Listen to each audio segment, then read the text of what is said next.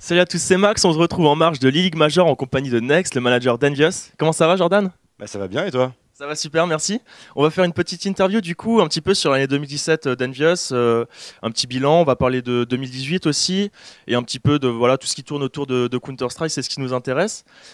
Du coup, 2017, c'est vrai que ça n'a pas été la meilleure année de la team Envious.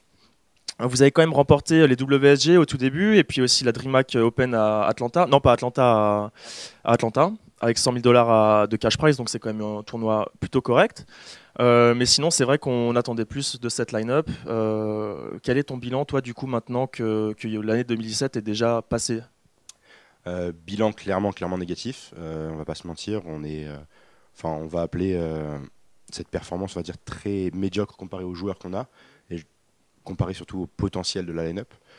Maintenant, 2017 est derrière nous. J'ai envie de dire, on va voir un peu 2018 comment ça va se passer. Mais c'est vrai on a eu un début, on va dire après WSG, après les changements d'équipe, euh, assez prometteur en interne. Et on n'a pas réussi à concrétiser ça en LAN. Et malheureusement, sur Internet, on a été bien meilleur qu'en LAN. Le pourquoi du comment, on n'a jamais réellement compris et trouvé la solution pour pallier ce problème. Mais, euh, mais après, ouais, après Atlanta, on a cru qu'on avait trouvé un peu la bonne recette. Et les performances online sont devenues encore meilleures. Et malheureusement, après, on connaît tous la tournée juste après Malmo, qui a été catastrophique, même si on arrive à se qualifier quand même à la saison d'E-League. Ouais, enfin, à passer les poules de la saison E-League. Après, le reste, c'est à l'image de cette année. Donc, malheureusement, on peut s'en vouloir qu'à nous-mêmes. Et il faut qu'on arrive à rebondir pour 2018. Tu l'as dit, en online, vous êtes pas mauvais. Vous êtes qualifié à l'ESL One New York, aussi à l'ESG Mykonos, donc des compétitions plutôt sympas. Mais c'est vrai que les performances après, du coup, offline ne suivaient pas. Quels sont les points, à ton avis, à travailler du coup pour 2018 pour plus faire les mêmes erreurs? Je pense qu'il faut qu'on arrive à s'enlever cette pression. Peut-être que certains joueurs ont offline. Et ça, c'est de leur côté à travailler un petit peu, à essayer de trouver des solutions pour déstresser un petit peu, pour jouer comme à la maison, j'ai envie de dire. Euh, Après, voilà, je pense que c'est vraiment la partie mentale et solidité mentale surtout qui malheureusement nous fait défaut en événement.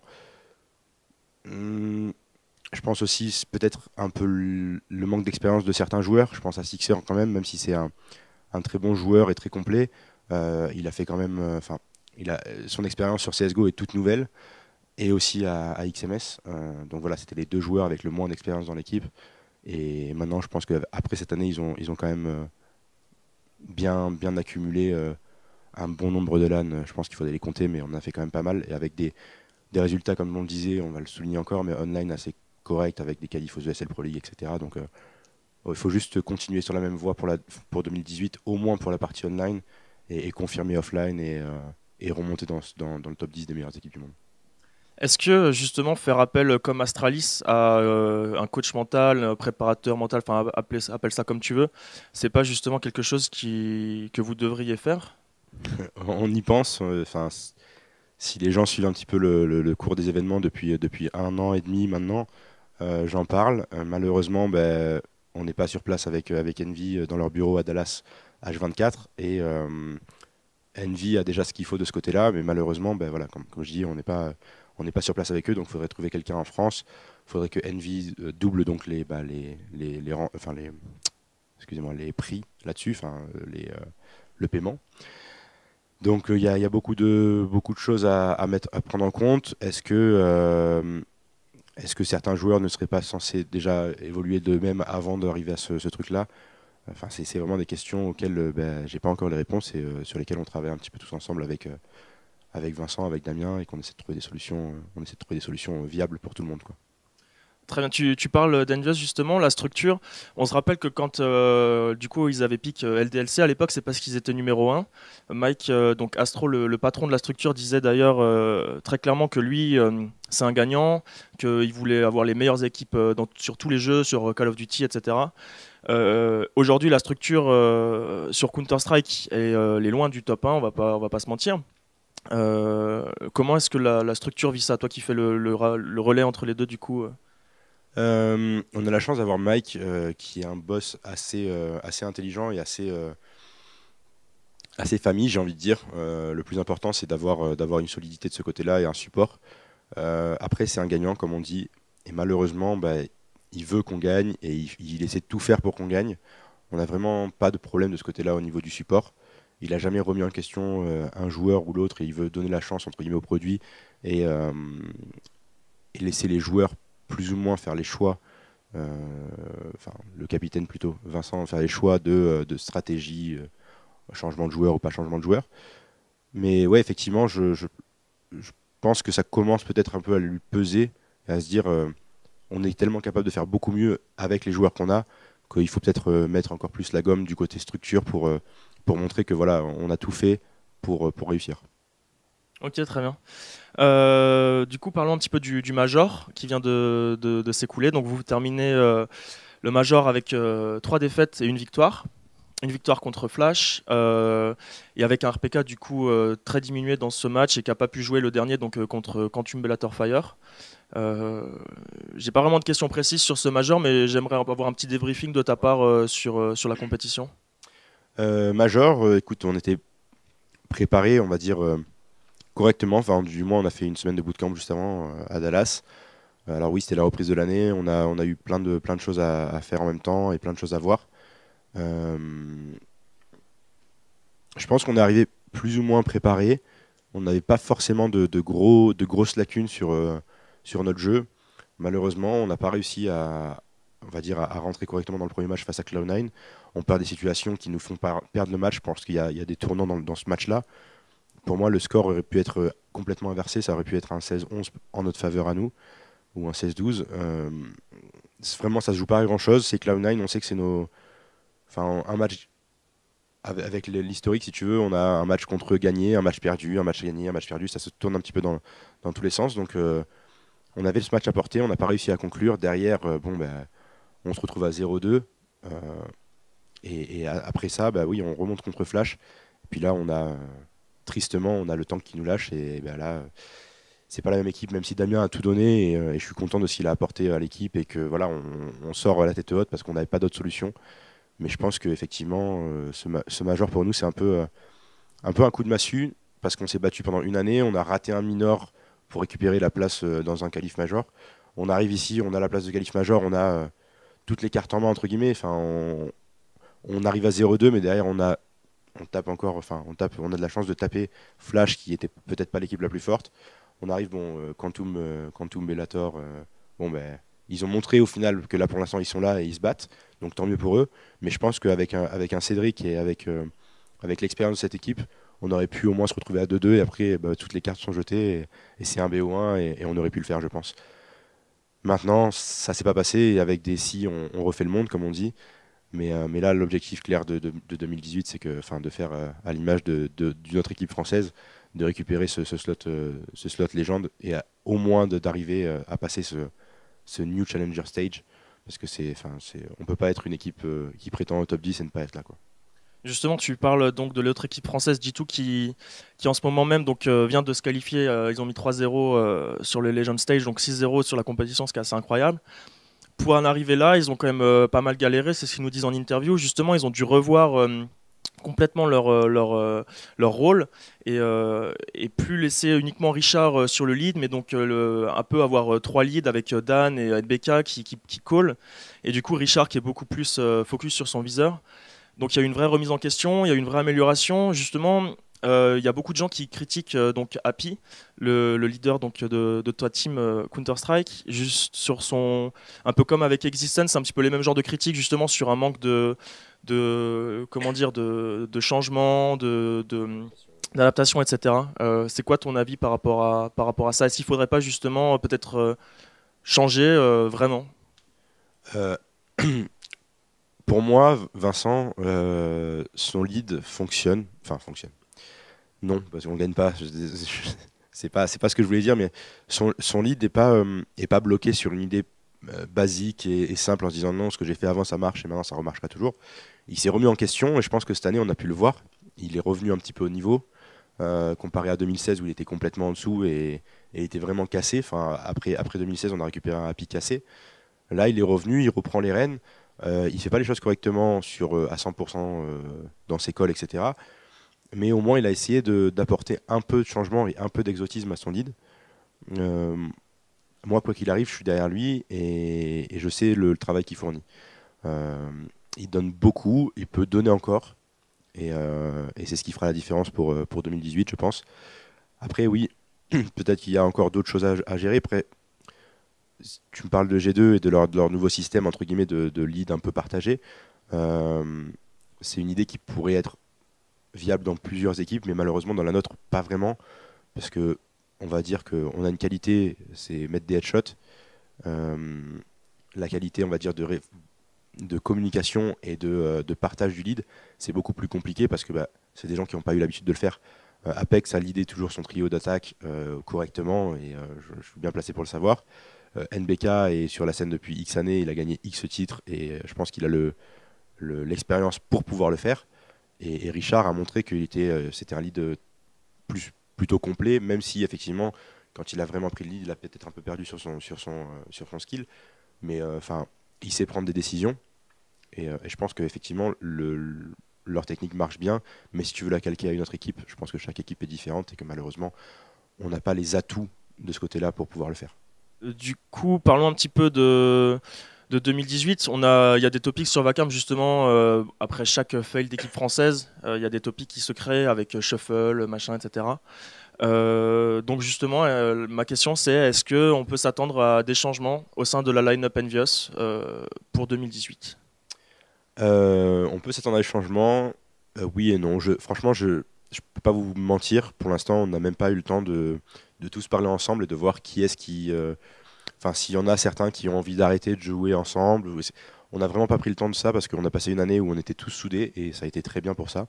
Et je me suis battu entre guillemets avec d'autres personnes pour qu'on arrive à rester un an vraiment tous soudés, quoi qu'il arrive, et pas faire de changement de manière intempestive. Mais là, avec le coup de Cédric qui est à l'hôpital, etc., il y a eu d'autres priorités qui sont passées en avant. Et pour le coup, j'ai pas envie de mentir. Je sais pas ce qui va se passer l'année prochaine, mais j'ai pas en tout cas, j'ai rien de prévu dans les tuyaux en mode changement sûr à 100%. Euh, Maintenant, voilà, on le sait tous, comme vous le dites, après chaque fail d'équipe française, il y a un shuffle.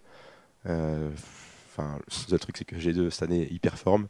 Et de l'autre côté, les autres équipes françaises ou francophones qui restent, on les connaît et je pense pas qu'ils vont changer pour le coup. Donc, euh, on verra bien d'ici quelques jours, quelques semaines. Après, il y a quand même Misfits, du coup, on a pu voir donc, qu'il y a ces trois joueurs américains qui sont free agents, avec du coup Amanek et Devodivek qui restent encore quelques mois.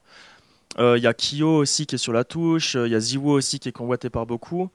Il y a peut-être moyen de faire quelque chose. Après, voilà, peut-être pas chez Envious ou quoi. Est-ce que tu as des nouvelles un petit peu de Kyo? On l'a pas entendu là depuis l'interview de Mickey au WSG et de Ziwo un petit peu du coup par rapport à son baccalauréat et ses prétentions du coup à atteindre le top niveau ou pas? Donc Kyo, je suis toujours en contact avec lui parce que on est toujours engagé dans le WSG avec lui. Euh, Ziwo, non. Enfin, tout ce qui me reste en tête, c'est que tant qu'il n'a pas son baccalauréat, il ne prendra pas de décision sur sa vie pro. Euh, mais en tout cas, j'aimerais bien qu'on sache un petit peu justement qu'est-ce qui est dans sa tête pour que ce soit n'importe quelle équipe puisse se placer dessus et préparer le terrain, entre guillemets. Et de l'autre côté, Devo Amanek, enfin, j'ai toujours été persuadé de leur capacité. Euh, je pense qu'ils ont ils ont eu une bonne expérience là chez Misfit. À voir s'ils veulent rester là-bas ou s'ils veulent rentrer en Europe. Mais s'ils veulent rester en Europe, effectivement, comme tu dis, tu as un Zio, tu as un Kyo qui est sur la touche, tu as peut-être potentiellement un autre joueur ou deux qui peut sortir un petit peu du lot. Il y a des joueurs de l'académie chez nous qui ont beaucoup, beaucoup évolué aussi. Enfin, il y a peut-être quelque chose à faire pour eux. Maintenant, je ne sais pas du tout quels sont les termes de leur contrat, etc. Et quelles sont leurs envies non plus, parce que peut-être qu'ils sont très bien aux États-Unis et qu'ils n'ont pas envie de rentrer. Mais en tout cas, ils ont prouvé qu'ils ont fait une belle saison et que les ESL Pro League leur a beaucoup appris. C'est clair, c'est clair. Et puis participer au major aussi, même s'ils n'ont pas forcément perf, c'est une bonne dose d'expérience dans la face, on peut dire. Sinon, tu parles de l'équipe Académie, justement. Est-ce que tu pourrais nous dresser un petit bilan de cette équipe en 2017 avec la Gfinity? Qu'est-ce qu'on va voir en 2018? Et puis aussi, j'avais cru entendre qu'il y avait eu quelques petits soucis justement avec des joueurs. Comment t'as réglé ça, etc. On va, on va commencer par le début. Tu m'apprends des choses, mais non, non, mais en gros, saison, enfin année, année de l'académie très bonne. Enfin, on va dire overall, elle est très très bonne parce que ils partent sur les chapeaux de roue. Ils font les 3 premiers mois vraiment exceptionnels. Enfin, invaincus en Gfinity, etc. Bon, malheureusement, il y a un petit choc en demi-finale de Gfinity. On peut pas leur en vouloir. Je pense que c'était un peu le manque d'expérience. Ils sont un petit peu, mais il y a eu une belle remise en question après. Il y a eu 2 mois un peu plus mous. Et puis la rentrée, boum, ils sont repartis de plus belle.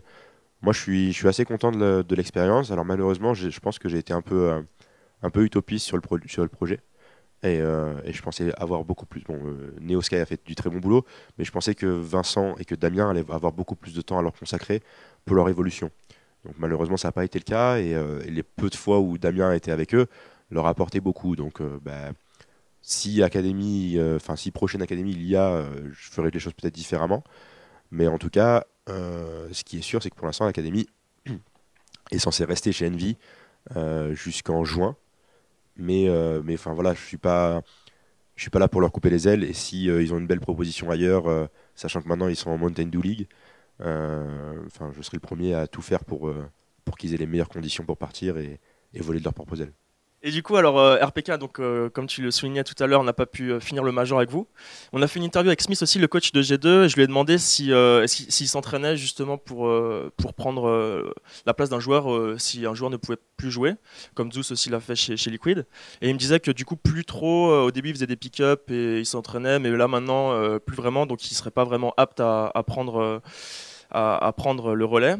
Est-ce que tu penses que pour les coachs, il devrait y avoir une certaine obligation ou est-ce que tu penses qu'il devrait y avoir un sixième joueur remplaçant un petit peu comme ils ont chez Space Soldiers? Pour toi, c'est quoi la solution au problème du coup Bah, déjà, ce genre de problème, entre Liquid, SK et nous, c'est 3 problèmes complètement différents, enfin, du moins 2 problèmes différents. Eux, ils ont fait des changements de joueurs alors que les rosters étaient lock. Donc ça, c'est un peu triste, enfin, de ne pas avoir appris les règles un peu plus tôt. Par contre, de notre côté, c'est imprévu. Je peux pas, enfin, je pense qu'un coach a déjà beaucoup de boulot à faire et a peut-être pas le temps voulu, du moins pour s'entraîner de manière professionnelle et de manière très très intense. Mais, enfin, je sais que Damien, par exemple, fait des pick-up aussi, fait du DM avec certains joueurs. Enfin, il y a tout ça qui rentre en compte, mais au-delà du skill, il y a autre chose qui rentre en compte. Enfin, les automatismes, etc. Même s'ils connaissent le jeu parfaitement de leur équipe, euh, tu as des automatismes et du team play qui se créent ou qui se créent pas. Mais malheureusement, quand tu n'as pas joué depuis un long moment et en plus en compétition, c'est pas juste de l'entraînement qu'il faudrait, c'est carrément avoir une vraie équipe à côté. Un sixième joueur n'aurait pas changé la chose, puisque sur la fiche de match, tu as 6 personnes, et ces 6 personnes, tu es obligé de mettre le coach dessus. Donc, ou alors ça voudrait dire que tu te prives d'un coach et que tu mets un joueur remplaçant pour les majors, et Inch'Allah, on verra bien ce qui se passe. Mais pour moi, je pense pas qu'il faut obliger un coach à s'entraîner, mais au moins pour les parties online, je parle bien online, avoir des joueurs prêts à rentrer dans l'équipe et au moins compenser avec le skill s'ils n'ont pas le team play pour. Tu parles des règles du major, est-ce qu'elles sont pas trop strictes justement du point de vue du roster lock ou d'une manière générale? Oui et non. Oui et non. Si tu connais la règle, ça va. Le seul truc, c'est qu'effectivement, par exemple, pour nous, le roster est lock depuis le minor. Donc si tu veux faire un changement, c'est problématique. Je pense que le vrai problème du major, c'est pas ça du tout, c'est la date. Faire un major en janvier, pour moi, c'est la chose la plus idiote qu'il soit. Parce que bah, c'est la rentrée, tu peux pas faire de changement par rapport aux contrats qui sont calqués sur une année. Enfin, c'est assez compliqué. Tu as le break juste avant, donc tu pourrais faire des changements et te dire bon, ben, tant pis, la période de vacances, on la met de côté et puis on va s'entraîner 2 fois plus avec notre nouveau joueur. Tu peux pas faire ça. Donc je pense plus que c'est sur une date qui est problématique, enfin, que ça pose problème, mais par contre, la règle n'est pas plus problématique que ça, puisque bah, ton équipe, c'est celle-là, à telle date, enfin, elle est bloquée, elle est bloquée. Voilà. Donc si tu le sais, je pense qu'il n'y a pas de souci. Maintenant, effectivement, il y a eu un manque de communication entre le major, peut-être, et les joueurs. Moi, quand j'ai demandé à Minsik à partir de quand notre roster était lock, il me l'a dit directement, vous commencez les qualifs minors sur Internet, votre roster est lock. Donc à partir de ce moment-là, tu sais à quoi tu dois t'en tenir. Et d'un autre côté, en plus de ça, euh, pour moi, je pense vraiment que... il y a eu le SL Pro League aussi qui a eu ça, je crois, avec... ouais, par rapport à... C'était pas... des devices qui pouvaient pas jouer, je crois, pour Astralis aussi, Denis Astepin. Enfin, il y a eu plein de choses comme ça, et on peut pas en vouloir aux organisateurs, il y a des règles, on peut pas faire des exceptions à chaque fois. Mais effectivement, pour les problèmes de santé, je pense qu'ils devraient peut-être un peu ouvrir la donne et se dire, bon, si c'est un truc qui arrive au dernier moment, comment on peut faire? Là, E-League, ils ont essayé de trouver des solutions. Malheureusement, ils ne pouvaient pas extendre le schedule. Et à la base, Cédric devait sortir très vite. Donc, s'ils avaient pu, de 1 ou 2 jours, et déplacer les matchs, je pense qu'ils l'auraient fait. Malheureusement, c'était pas possible. Très bien, bah Jordan, je te remercie beaucoup pour l'interview. Je te laisse conclure du coup avec le mot de la fin que tu peux donner à la communauté française. À la caméra directement. Merci à tous pour votre soutien, c'est ultra important pour nous. Merci de la part de RPK, de tous les messages de soutien que vous lui avez envoyés. Il en a eu vraiment besoin et c'est très, très, très sympa à vous d'avoir fait ça. J'espère que vous allez continuer à nous suivre et à pousser à fond derrière nous pour qu'on puisse remonter la pente. Je vous promets que ça va arriver, on va remonter la pente. Mais il nous faut votre soutien à 100% et votre confiance et donner la chance aux gens qui ont besoin vraiment d'avoir une communauté derrière eux et des bons avis et que du positif. Merci à vous, Vacarme, pour l'interview. Sympa. Max et Mickey. Et, euh, et puis merci à Envy et à tout ce qui bosse derrière Envy. Merci à tout le monde, tout simplement. Je pense que tout le monde se reconnaîtra et puis c'est cool. Merci pour l'interview. Avec grand plaisir. C'était Max et Mickey pour Vacarme. Ciao!